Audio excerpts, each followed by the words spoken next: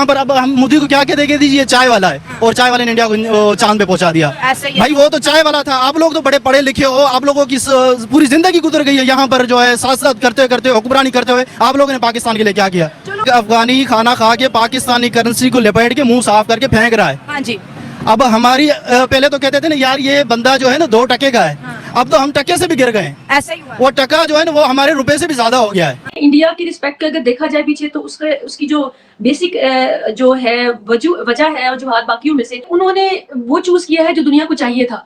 उन्होंने अब तो चांद तक पहुंच गए हैं और हमारा मुल्क चांद बन गया आपके सामने, ना बिजली है ना ये मुहावरा बड़ा मशहूर हो गया पाकिस्तान में कि पाकिस्तान चांद बन गया। आप देख लें, ना बिजली है और आप बिल देख लें, हमारे घर का एवरेज बिल 15 से 20 हजार आता था, इस पर 52,000 आया है। ऐसे डबल ट्रिपल आए।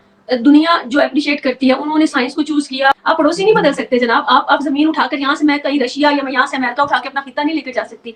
पड़ोसी हमारे यही रहने हैं। लेकिन अगर आप मेरे साथ इस टॉपिक पे बात करेंगे, हम तस्लीम क्यों नहीं कर लेते? फिर अगर बदल नहीं सकते तो हम उनकी कामयाबी को तस्लीम क्यों नहीं कर लेते? यही मेन हमारे हुक्मरानों को बात करें कि वो ऐसे कैसे इतना अप्रोच क्यों? ये हमारी हुक्मरानों की सारी बात है ना। अच्छा। वो सारे उधर से रिश्वत ले रहे हैं, वो खुद खा के अपने बैठ गए और गरीब आवाम का क्या कसूर है जो भूखी मर रही है। इंडिया में आप देख लें, वहाँ पे स्टेबिलिटी आ रही है, उनकी जो इकॉनमी है वो भी स्ट्रांग हो रही है और दिन ब दिन इंडिया और इंडस्ट्रीज को मौके भी प्रोवाइड कर रहा है कि लोकली मैन्युफैक्चरिंग के लिए उन्हें बिजली और बाकी चीजें भी सस्ती प्रोवाइड कर रहा है। पाकिस्तान से हमारी तुलना ना करें, हम लोग उतना हम लोग नहीं सपना देखते भैया। हमारा तो बस ये कि अमेरिका चाइना से थोड़ा बहुत जो है कि आगे निकल जाए बस, और क्या। पाकिस्तान की बराबरी हम लोग नहीं कर सकते, कतई नहीं।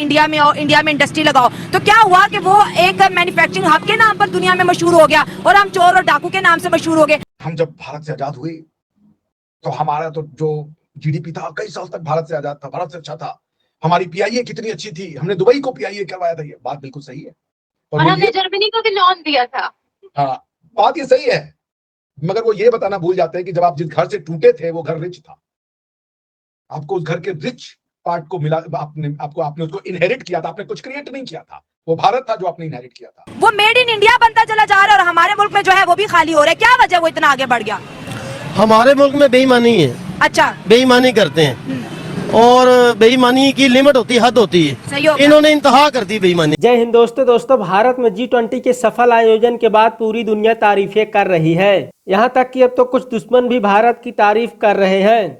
वहीं फ्रांस ने एक बार फिर संयुक्त राष्ट्र सुरक्षा परिषद में भारत को शामिल करने का पुरजोर समर्थन किया है। भारत में फ्रांस के राजदूत इमैनुअल लेनैन ने कहा कि भारत और फ्रांस के रिश्ते लगातार मजबूत हो रहे हैं। जब भी चुनौतियां आई तो दोनों देशों ने एक दूसरे का सहयोग किया है। भारत की UNSC सदस्यता को लेकर पूछे गए सवाल पर उन्होंने कहा, यह कठिन समय है। हम वास्तव में सोचते हैं कि भारत को जल्द से जल्द UNSC का सदस्य बनना चाहिए। भारत एक प्रमुख देश है और भारत जैसे महान देश के सदस्य होने से UNSC अधिक कारगर होगी। भारत के साथ द्विपक्षीय सहयोग को लेकर पूछे गए सवाल पर उन्होंने कहा कि हम अंतरिक्ष उद्योग, प्रौद्योगिकी उद्योग और AI पर काम करना चाहते हैं। भारत के मेक इन इंडिया अभियान और सुरक्षा सहयोग तथा राफेल विमान के अलावा हम और क्या उम्मीद कर सकते हैं। उन्होंने कहा कि मेक इन इंडिया पहले से ही काम कर रहा है। हमारी कंपनियां भारत में काम कर रही हैं। हम वर्षों से मेक इन इंडिया में लगे हुए हैं। बहुत रिसेंट एक G20 की जो समिट है वो भारत के अंदर हुआ है,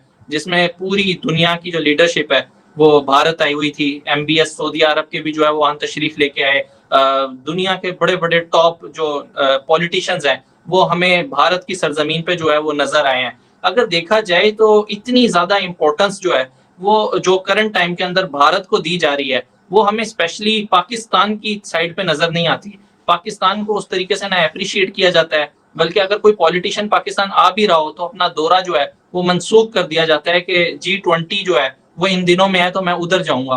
ये आपको क्या वजह लगती है कि मतलब इतनी इंपॉर्टेंस भारत को क्यों दी जा रही है ग्लोबली? अगर बात है इंपॉर्टेंस की या फिर बात है रिस्पेक्ट की कि इंडिया को क्यों रिस्पेक्ट मिल रही है दुनिया में या फिर वो एक जगह क्यों बना रहा है, तो I would definitely go for the कि उसका मैं एनालिसिस ऐसे करूंगी कि मैं पहले ये देखूंगी कि उसका क्राइटेरिया क्या है रिस्पेक्ट का या इंपॉर्टेंस का दुनिया में। दुनिया भी एक, अगर आप छोटे लेवल पे देखें ना तो एक फैमिली है, फैमिली से बाद एक मोहल्ला, शहर, मुल्क और उसके बाद दुनिया। तो इनका सिस्टम थोड़ा बहुत जो है वो एक जैसा ही चलता है। अब एक घर का फर्द है जो खुद को बेहतर कर रहा है, जो आपको फाइनेंशियली भी आपको फायदा दे रहा है और आपको बहुत सारी चीजें ऐसी हैं जो आपके लेवल पे आके कर रहा है, तो उसकी रिस्पेक्ट होती है। तो मेरे ख्याल में इंडिया की रिस्पेक्ट अगर देखा जाए पीछे तो उसकी जो बेसिक जो है वजह है, वजूहत बाकियों में से क्या आएगा कि उन्होंने वो चूज किया है जो दुनिया को चाहिए था। दुनिया जो अप्रिशिएट करती है, उन्होंने साइंस को चूज किया, उन्होंने एक्सट्रीमिज्म को जितना हो सका उन्होंने पब्लिक फॉर्म पे आकर उन्होंने कहा कि हम कंडेम करते हैं, उन्होंने और नहीं। अच्छा देखिए, पर्सनल लेवल पे मुल्कों के बहुत मामला चल रहे होते हैं बहुत सारी जगहों पे, लेकिन आपका एक स्टेट नैरेटिव क्या है, वो आपका दुनिया को वो शो होता है। तो उन्होंने आकर जब पब्लिकली हमेशा आप देखें हिस्टोरिकली उन्होंने कहा कि हमें पाकिस्तान से खतरा है, हमें जहादी तंजीमों से खतरा है, हम लोग एक्सट्रीमिज्म को प्रमोट नहीं करते। दाव कि उनके पास बहुत सारे एरियाज ऐसे हैं जो कि थोड़े कंट्रोवर्शियल थे, चाहे उसको कश्मीर का ले लें, आप उसमें पंजाब का ले लें, बहुत सारे मामला, लेकिन they played it very well कि उन्होंने आकर दुनिया के सामने ये कहा कि नहीं, दिस इज नॉट अस, हम लोग साइंस को आगे रखेंगे, हम नॉलेज को आगे रखेंगे। उन्होंने कोशिश किया कि वो अपनी वो वाली साइड जो है दुनिया को वो दिखाएं, और जो कि है चीज तो दिखाई ना।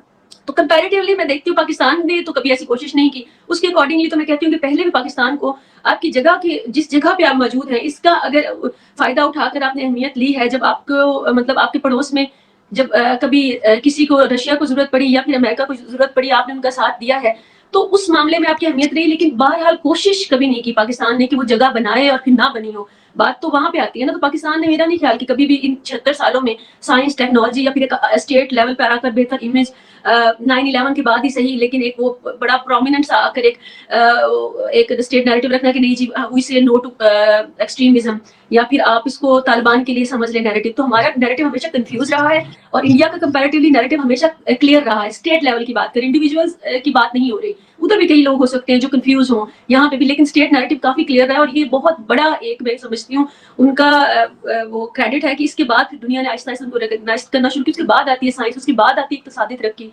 तो ये सारी चीजें जो है वो बाद में आती, पहले आपने इसके ऊपर काम करना जो ऐसे 20 साल पहले 25 साल पहले करना शुरू किया होता है, तो आपका नैरेटिव जो है वो दुनिया में बनता है। G20 की मीटिंग बहुत सक्सेसफुल रही है और उसके बाद पूरी दुनिया कांग्रेचुलेट कर रही है भारत को, प्राइम मिनिस्टर मोदी के गुण गा रही है। वहां पर खबर आ रही है कि भाई ये पाकिस्तानियों ने भी भारत की तारीफ कर डाली है, बोला है कि प्राउड मोमेंट है भारत के लिए और भारत ने बहुत अच्छे तरीके से G20 को निभाया है। और इसके बाद जो पूरी दुनिया में भारत की इमेज बन गई है वो काबिल तारीफ, और पाकिस्तानियों को भी जरूर इससे कुछ सीखना चाहिए। तो पाकिस्तान के लोग प्रेज करना शुरू हो गए हैं भारत को, तरक्की देख रहे हैं उनकी। और दूसरी बात ये कि पहली दफा एक भारतीय एस्ट्रोनॉट इंटरनेशनल स्पेस सेंटर में भी जाने वाला है। तो जो हमें खबरें मिल रही है पाकिस्तान से भी तारीफ हो रही है, इसके पीछे की आपको क्या वजह लगती है? पाकिस्तान से तारीफ हो रही तो डर लग रहा है।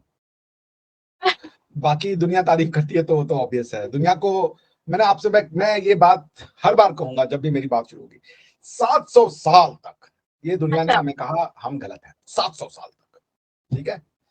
और आज सब गलत साबित हो गए।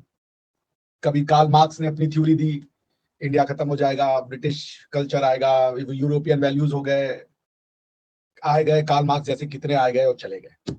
कुछ लोगों ने इंटेलेक्चुअल अटैक किया, कुछ लोगों ने तलवार लेकर के आए कि इंडिया को खत्म कर देंगे, आए गए चले गए। आज सबने सब कोशिश की कि इंडिया को खत्म किया जाए, इस एंशिएंट सिविलाइजेशन को, इस कंटिन्यूअस सिविलाइजेशन को खत्म किया जाए, वो नहीं कर पाए। आज भारत आपके सामने है, सबने घुटने टेक दिए, सबने घुटने टेक दिए, क्योंकि हमारे बड़ों ने हमको सिखाया था सर्वे संतो सुखिनः, सब सुखी करो, सबका भला हो, विश्व का कल्याण हो, इसलिए हम बच गए। आप मिट्टी के नहीं हो पाए। आपको मैं एक बड़ी मस्त बात बताता हूं निमरा जी, आपने अपना कितना नुकसान किया है। कई पाकिस्तान के एनालिस्ट कहते हैं कि हम जब भारत से आजाद हुए तो हमारा तो जो जीडीपी था कई साल तक भारत से आजाद था, भारत से अच्छा था, हमारी पीआईए कितनी अच्छी थी, हमने दुबई को पीआईए करवाया था। ये बात बिल्कुल सही है और हमने जर्मनी को भी लोन दिया था।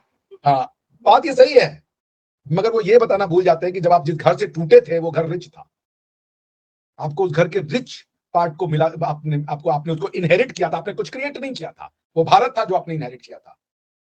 उसको आपको चलाने की क्षमता नहीं थी, 20 साल में बर्बाद कर दिया।